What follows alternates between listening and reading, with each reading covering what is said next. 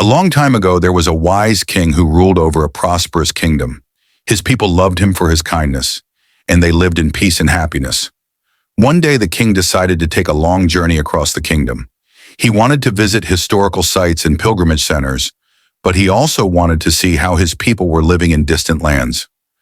The journey was long and tiring, but the king was determined to see it through. As he traveled, he was warmly received by the people. They were excited to meet their king, and he enjoyed speaking with them, learning about their lives and their struggles. But after weeks of walking, the king began to feel an unbearable pain in his feet. He had never traveled such long distances on foot before, and the rough, stony roads made it even worse. He could hardly bear the pain and began to complain to his ministers. The king said, "The roads are too hard. They are full of stones, and they hurt my feet. I worry about my people who have to walk on these roads every day. It must be so painful for them."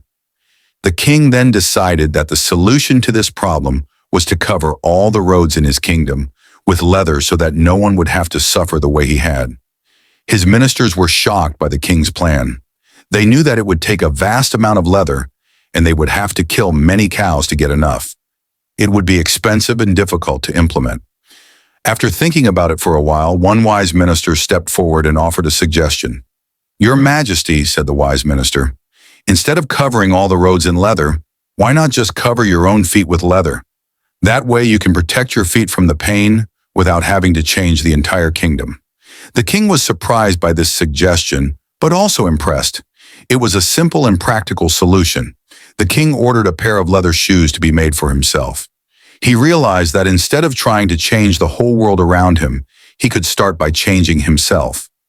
He also encouraged his people to wear shoes to protect their feet, so they would not suffer the same pain he had experienced. The king had learned an important lesson. Instead of trying to change everything around us, we should start by changing ourselves. By changing our own behavior and mindset, we can improve our lives and the lives of those around us.